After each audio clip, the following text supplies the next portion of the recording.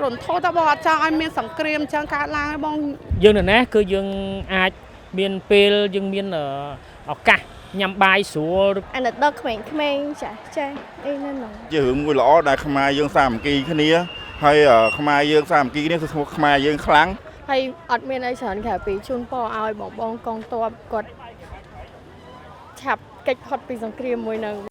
ដើម្បីចូលរួមចំណាយចាយរំលែកការលំបាករបស់វរៈកងទ័ពដែលកំពុងឈរជើងតតាំងជាមួយសត្រូវឈ្លានពានថៃក៏ដូចជាប្រជាពលរដ្ឋជាជនភេសិតប្រជាពលរដ្ឋនៅសមរភូមិក្រៅជាច្រើនកំពុងនាំគ្នា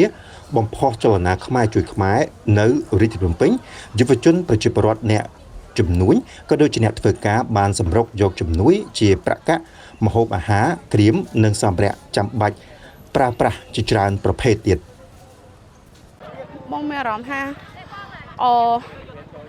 រន្ធោតបងអត់ចង់ឲ្យមានសង្គ្រាមចឹងកើតឡើងហើយបង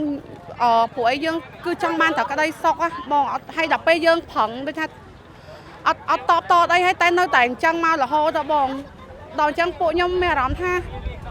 ក្តុកក្តួលបងហើយពួកខ្ញុំខំធ្វើអស់ពីចិត្តហ្នឹងគឺដើម្បីបងប្អូនខាងគាត់បងប្អូនវិរៈកងទ័ពផងជាមួយនឹងបងប្អូនភេសកផងការបរិច្ចាគដោយ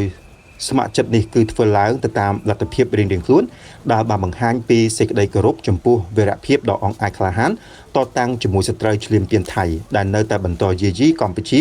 មិនស្រាកស្រានហើយក៏ជាការសម្ដែងក្តីអាណិតអាសូរដល់ជនភេសកមកពីតំបន់ព្រំដែនកម្ពុជាថៃដែលបានរត់គេចពីគ្រាប់ផ្លោងរបស់កងទ័ពថៃអ្វីដែលជាការកាន់តែខ្លោចផ្សានោះគឺនៅក្នុងចំណោមជនភេសកមានកុមារតូចៗចាស់ជរាជាពិសេសស្ត្រីកំពុងពពោះដែលត្រូវការថែរក្សាសុខភាពជាការចាំបាច់ជាក់ស្ដែងនៅតំបន់បឹងកក់ក្នុងខណ្ឌទួលគោករាជធានីភ្នំពេញនៅទីតាំងភោជនីយដ្ឋានអ៊ីតមួក្រុមអ្នករៀបចំកម្មវិធីទទួលជំនួយកញ្ញារ៉ាប៊ីបានឲ្យដឹងថាជំនួយដែលមកឥតដាច់ពីបរិវត្តនេះនឹងបានទៅដល់ដៃកងទ័ពជួរមុខនិងជនភេសកខ្ញុំមានអារម្មណ៍ថាក្តុកក្តួលបងព្រោះខ្មែរយើងវានៅតែមានបញ្ហានឹងកើតឡើងរហូតណាពួកខ្ញុំនៅខាងជួរខាងក្រោយនេះគឺព្យាយាមអស់លទ្ធភាពទាំងថវិកាតិចតួចតាមលទ្ធភាពក៏ដូចជាមានរបស់របរស្បៀងអីហ្នឹងគឺយើងព្យាយាមដាក់តាមគ្នាយើងដូចជាអ៊ីតាមីនេះគឺយើងយ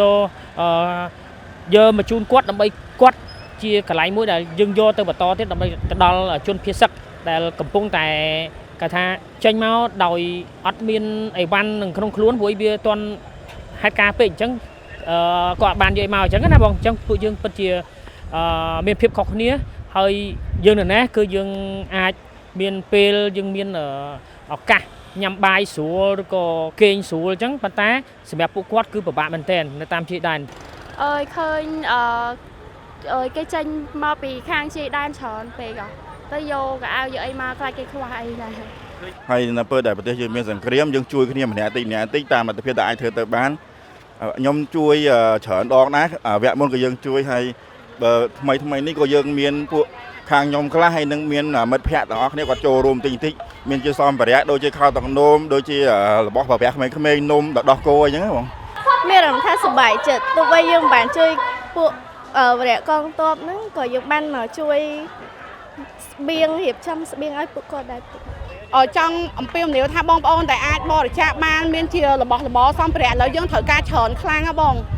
ទោះជាពិតជាយើងមានតង់ច្រើនឬមួយក៏យើងវិចខ្ចប់ច្រើនមែនតែក៏យើងនៅការត្រូវការច្រើនខ្លាំងណាបងជាសម្ភារៈជាពិសេសអូនតូចអីគាត់ត្រូវការអាល្ងាត្រូវការរបស់ញ៉ាំត្រូវការដោះគោខោតនោមអីគឺយើងត្រូវការទាំងអស់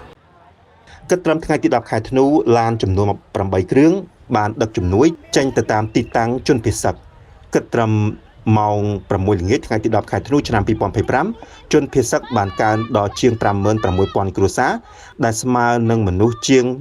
190,000 នាក់មកពីខេត្តចំនួន6នៅតាមខ្សែបន្ទាត់ព្រំដែនកម្ពុជាថៃ